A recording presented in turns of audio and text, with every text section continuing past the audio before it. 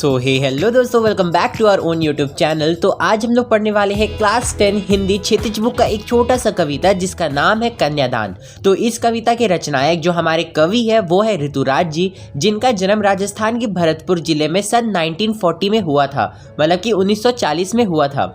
इन्होंने राजस्थान विश्वविद्यालय जयपुर से अपने इंग्लिश में MA किया था।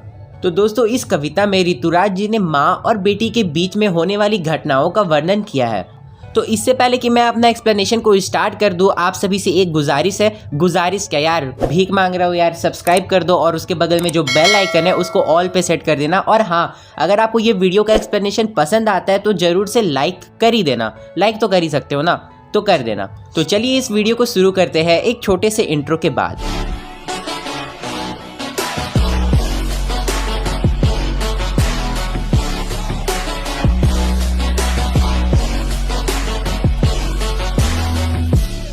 तो जब एक माँ अपनी बेटी की शादी के बाद उसे विदा कर रही होती है तो उसे ऐसा लगता है मानो उनका जीवन का सारा पूंजी उनसे दूर जा रही है। और फिर उनका पुत्री मोह उन्हें इस बात से डरा देता है, भयभीत कर देता है कि उनकी बेटी एक नए घर में जा रही है तो कहीं उसे वहाँ पर परेशानी ना हो या उसे कोई उस घर में अत्याचार न सहना पड़े।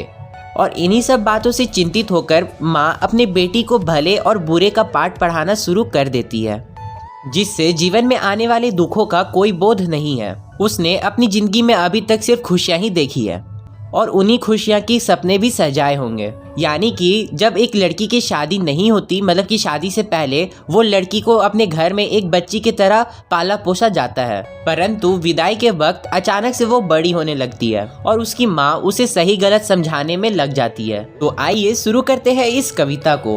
कितना प्रामाणिक था उसका दुख, लड़की को दान में देते वक्त जैसे वही लड़की उसकी अंतिम पूंजी हो। तो प्रस्तुत पंक्ति में कवि हमसे ये कहना चाह रहे हैं कि जब एक लड़की का विदाई होती है, यानी कि उसका कन्यादान होता है, तब उसकी माँ का दुख बड़ा ही स्वाभाविक सा होता है। उस माँ को ऐसा लगता है जैसे कि उसकी जीवन की अंतिम पूंजी उससे दूर जा रही है। उन्होंने बड़े ही लाड प्यार से अपनी बेटी को पाल पोस कर बड़ा किया था। आखिर वो उसकी बेटी ही तो थी जिसके साथ उन्होंने अपना जिंदगी का सारा सुख और दुख बांटे हैं। वही तो उनकी जीवन की साथी थी, परंतु अब ये साथी भी उनसे दूर चली जा रही है। अब आइए बढ़ते हैं अपने अगले पंक्ति के तरफ। लड़की अभी सयानी नहीं थी, अभी इतनी भोली सरल थी कि उसे सुख का आभास तो होता था लेकिन दुख बाँचना नहीं आता था। पाठिका थी वो धुंधले प्रकाश की, कुछ तुकों और कुछ लायबद्ध पंक्तियों की।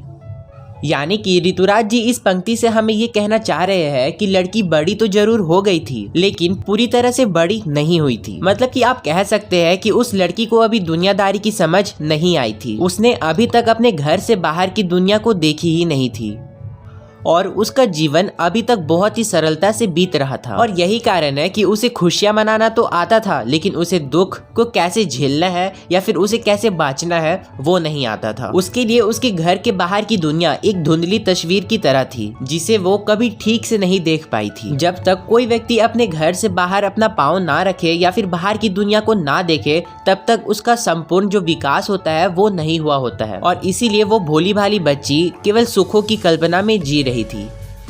तो नेक्स्ट पैराग्राफ है, माँ ने कहा पानी में झांककर अपना चेहरा पर मत रीझना, आग रोटियां सेकने के लिए है, जलने के लिए नहीं। वस्त्र और आभूषण शाब्दिक भ्रमों की तरह बंधन है स्त्री जीवन के। इसका मतलब ये है दोस्तों, इस कविता में कवि ने उस माँ का वर्णन किया है जो विदाई के वक्त अपनी बेटी को नसीहत दे रही थी कि उसे ससुराल में किस तरह से रहना है और किस तरह से नहीं। तो सबसे पहले वो अपनी बेटी को ये बताती है कि अपनी सुंदरता पर कभी मत घमंड करना। सबसे पहले लोग तुम्हारी सुंदरता को नहीं, तुम्हारी गुणों को देखते हैं। फिर आग रोटी सेकने के लिए है, जलने के लिए नहीं। इसका मतलब ये हुआ कि वो माँ अपनी बेटी को ये बतला रही है कि अपनी जिम्मेवारियों से कभी मत भागना, उसे अवश्य निभाना, लेकिन उन अत्याचारों को बिल्कुल भी मत सहना। और उसके बाद उसकी माँ उससे कह रही है कि वस्त्र और आभूषण के मोह में बिल्कुल भी मत पड़ना। ये सिर्फ और सिर्फ एक बंधन है जिसके बंधन में कभी भी नहीं बंधना चाहिए। इसके चक्कर में एक अच्छा खासा बसा बसाया हुआ संसार भी उजड़ सकता है। तो अब आइए दोस्तों हम अपने अंतिम पंक्ति की तरफ बढ़ते हैं।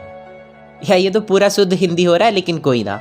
माँ ने कहा लड़की होना पर लड़की जैसी दिखाई मत देना। अब ये तो है सिर्फ 2 लाइन का पैराग्राफ या फिर पंक्ति, लेकिन ये बहुत ही ज्यादा इंपॉर्टेंट है आपके एग्जाम पॉइंट ऑफ व्यू से। तो इस पंक्ति में माँ अपनी बेटी से कह रही है कि अपने आप को कभी भी कमजोर मत समझना और ना ही अपनी कमजोरी किसी के सामने मतलब किसी के भी सामने आने देना, वरना इस संसार में लोग कमजोरों के ऊपर ही अत्याचार करते हैं। इसलिए उन्होंने कहा कि अपने भीतर नारी के सभी गुणों को बनाए रखना, लेकिन दूसरों के सामने अपने आप को कभी भी निर्बल और असहाय मतलब कि कमजोर मत दिखाना। तो ये था दोस्तों full explanation of our story नहीं पोयम कन्यादान। तो इस पोयम में हमें बहुत कुछ सीखने को मिला और स्पेशली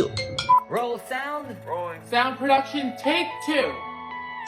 तो ये था दोस्तों full explanation of our poem Kanyadaan. और इस पोयम ने लिटरली, ये छोटा सा पोयम ने हमें बहुत बड़ी सीख दी है। स्पेशली इस पोयम से उन लड़कियों को सीखना चाहिए जो एक ना एक दिन अपने परिवार को छोड़कर ससुराल जाएगी। अब इस रीत को तो कोई बदल नहीं सकता, मतलब कि इस रिचुअल को कोई अब बदल तो नहीं सकता, बट ये जो माँ इस लेसन में बताई है उन सब चीज़ों से हम एक हैप्पी लाइफ आगे सपोज कर सकते हैं। और हाँ, इस पार्ट में सिर्फ लड़कियों को सीख नहीं मिली है, बल्कि मेरे जैसे लड़कों के लिए भी सीख है कि हमें हर स्त्री का आदर और सम्मान करना चाहिए।